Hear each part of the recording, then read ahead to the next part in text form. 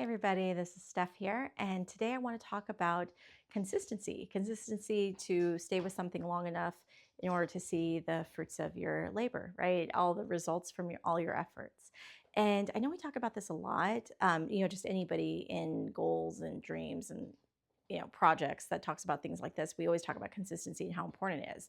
But today I actually want to talk about four factors that are the underlying things that help you be consistent or not. These factors are so important to your consistency that I really want to make sure we touch base on them today.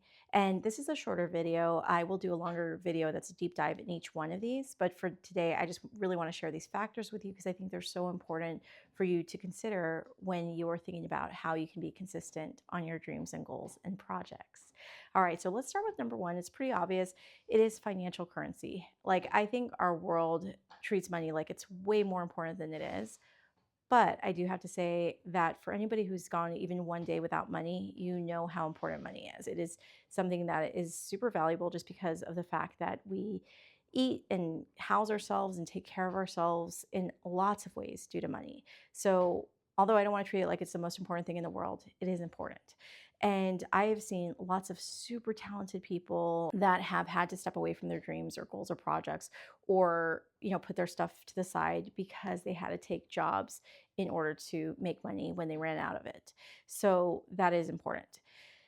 Now, one thing I'll say, because I come from the entertainment industry, is there is no project that is ever greenlit without discussing the numbers. It's so important.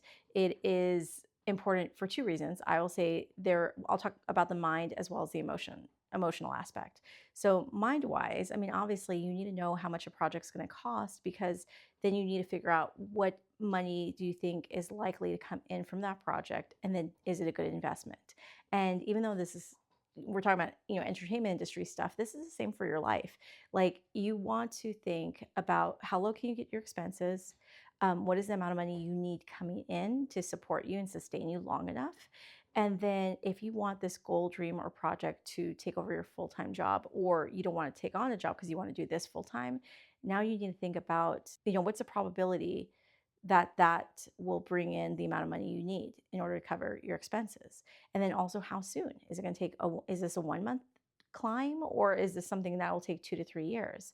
I also said I was going to talk about the emotional part because we know that money is not just a logical left brain thing. There is a very important emotional component to it. So there's another part of this which is knowing yourself and knowing how much stress you can take on or how much uncertainty you can take on. Just be realistic about yourself. Look at your history. What type of person are you? What type of person do you want to be? And then maybe make those steps incremental to get there. All right, so the second factor is your social currency. This is very important as well because when I talk about social currency, I'm talking about the way you look to your friends, to your peers, um, how you are perceived. And I think a lot of us, especially if we are older, we feel like we've gotten to this place of accomplishment. We've gotten to this place where we can rest on our laurels a little bit, feel good about where we are. But if you really want to grow and challenge yourself, you're going to be in unknown territory again. You're going to be doing things where you might not always look good. So I will just say, from my own personal experience, I think when you try new areas, your ego and your like social status and stuff is definitely going to be impacted. Like, you are going to be seen in not the best light. You're going to be seen challenging yourself. You're going to be seen struggling. You're going to be seen not looking the greatest all the time.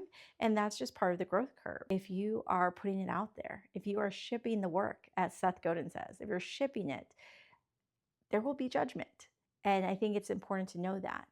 And if you are okay with that, which I hope you are because that's the path to growth, then you will be able to sustain and be consistent. The third factor is stress and burnout.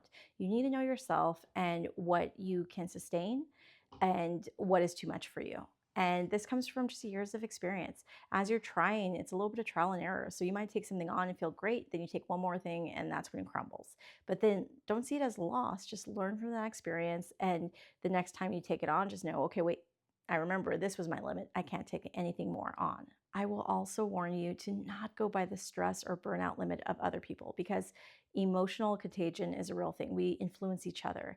And if you can do X amount of work And people around you are like, oh, I'm so impressed with you. I can't do nearly that much. Or, oh, how do you not get stressed? How do you not get burned out? I can't believe it. And you're hearing that again and again and again. It may start to influence you. And then you might start to feel stressed and burnt out just as a result of other people telling you, hey, I'd be stressed and burnt out if I did that much.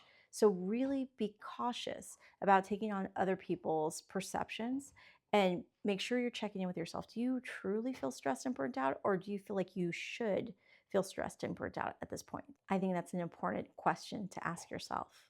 And the fourth factor is your social circle. Your social circle will probably change as you change. And I think that this is one of the things that people don't think of very often, but it's so important. If you love your friends and you love your social circle, you have to be aware that some of those people might change out as you grow.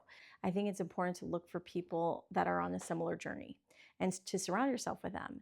And sometimes that'll be your current friendship group, but sometimes it won't. Sometimes you'll need to add new friends to the group, or you'll need to start to hang out with a different social circle. And I think this is important because this is another way in which people sometimes stop themselves because they don't want that change, and that's fine. But I think it's an important part of consistency that matters. If you are open to more friendships, if you're open to meeting new people that might be outside of your current social circle, then you're going to be more open to that growth. All right, so those are four factors that I think are super important to talk about when we talk about consistency, because it's not just hard work and effort, which is truly important, of course, but sometimes it's one of these other four factors that come in that actually are the things that derail people. It's something I've been thinking about, brainstorming around, and I wanted to share it with you today. So again, this is part of my challenge to myself to do 125 YouTube videos in 125 days. So today's day 12. We got a lot longer to go. If you have any ideas or anything you want to make sure I speak on, please let me know in the comments below. Otherwise, just have an amazing day. And let me know if any of these four factors are primary to you. If there's one that you're like, okay, I really need to deal with the financial or the social currency or the social circle or stress or burnout. Do one of these four speak to you? Let me know in the comments below. And I'll see you tomorrow for another video. See you then. Bye.